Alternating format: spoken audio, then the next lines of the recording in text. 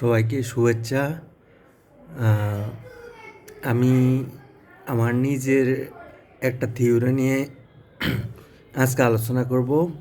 আর এই থিওরিটা হচ্ছে মহাবিশ্ব কীভাবে সৃষ্টি হয়েছে এবং কোথা থেকে সৃষ্টি হয়েছে। সৃষ্টির সেই অনাদিকাল থেকে এই রহস্য সবাই খুঁজতে চেষ্টা করেছে এবং আমিও ব্যতিক্রম নই। আমিও চেষ্টা করেছি এবং আমার দৃষ্টিতে আমার মনে হচ্ছে যে এটাই 100% বা 100% সত্য যে একটা পাওয়ার হাউস থেকে এই মহাবিশ্বের সৃষ্টি হয়েছে। সৃষ্টির পূর্বে যে স্পেসটা ছিল আর বর্তমানে যে স্পেস, এটার মধ্যে একটা বিশাল একটা পার্থক্য আছে। আর এই পার্থক্যটা বোঝার জন্য আমি যেটা যেই তত্ত্বটা বের করি, এটাকে একটা কন্টেনার বা একটা মোটা যে কোনো একটা মোটা মেটাল কন্টেনার অথবা একটা ফুটবল যেটা স্টিলের হবে, অনেক মোটা, যেন সেটা দুমড়ে মুচড়ে না যায়। যেমন পাম্পিং করার সময় সেটা যেন দুমড়ে মুচড়ে না যায়, সেই ধরনের একটা ফুটবল তৈরি করতে হবে অথবা একটা কন্টেনার তৈরি করতে হবে। এটা তৈরি করলে প্রথম স্টেপে আমরা এটা থেকে বাতাস যা আছে ভিতরে, বাতাসগুলো বের করে নেব এবং বাতাস বের করে নেওয়ার পরবর্তীতে হচ্ছে আমাদের সেকেন্ড স্টেপ, এবং এটা হচ্ছে ফাইনালি স্টেপ যে আমরা আমাদের এই মহাবিশ্ব সৃষ্টির পূর্বে অবস্থাটা কী ছিল।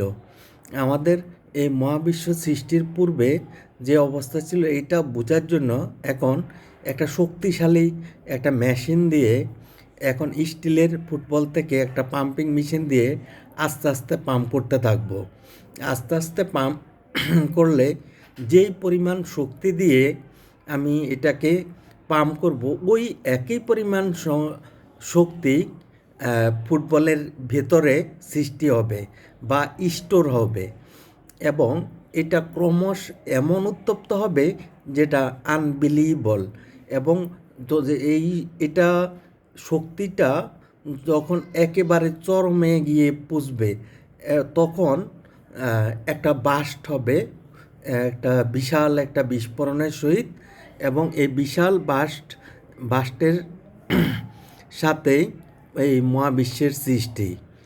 তো আমি যখন বিশ্ববিদ্যালয় জীবনে 2000 সম্ভবত সেটা 3 বা 4 সাল, তখন আমার মাথায় এই চিন্তাটা আসে এবং আমি 2006 সালে এইটা আমি আবিষ্কার করে ফেলি যে এবং আমার মনে তখনও একটু দ্বিধা ছিল যে এটা কি এভাবে নাকি আরও একটু জানা দরকার। তো আমার সায়েন্স ব্যাকগ্রাউন্ড উচ্চ মাধ্যমিক পর্যন্ত, আর আমি সায়েন্সের অত ভালো স্টুডেন্টও ছিলাম না। তবে যে জিনিসটা আমাকে হেল্প করেছে সেটা হচ্ছে ফিলোসফি। আর ফিলোসফিকে বলা হয় হচ্ছে আপনার mother of all sciences and all knowledge.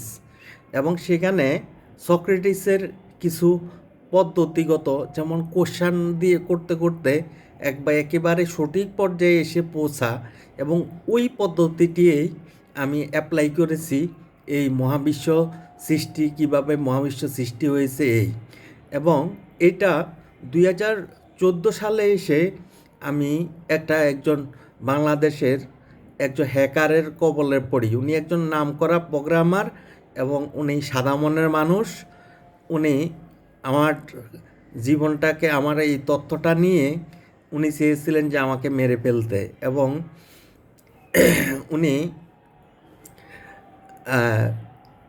উনি নানাভাবে, ওনার এত পাওয়ার ছিল যেটা উনি নানাভাবে আমাকে সেই শক্তি দ্বারা আমার জীবনটাকে একবারে চূর্ণ বিচ্ছিন্ন করে ফেলছেন শুধু এই তত্ত্বটা নেওয়ার জন্য।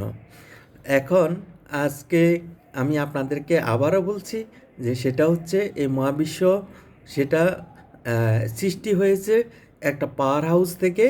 আর এই পাওয়ার হাউসটাই ট্রান্সফর্ম হয়ে এই মহাবিশ্বে সৃষ্টি হয়।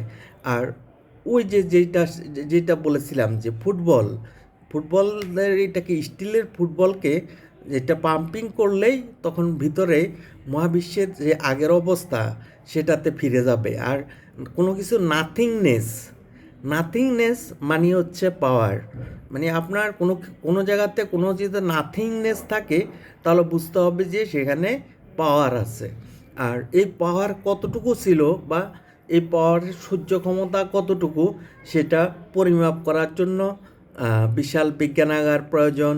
তারপরে হচ্ছে আপনার সেই ফুটবল ধরনের আকৃতির অনেক বিশাল বড় কন্টেনার অথবা ফুটবল প্রয়োজন এবং পাম্পিং মেশিন প্রয়োজন।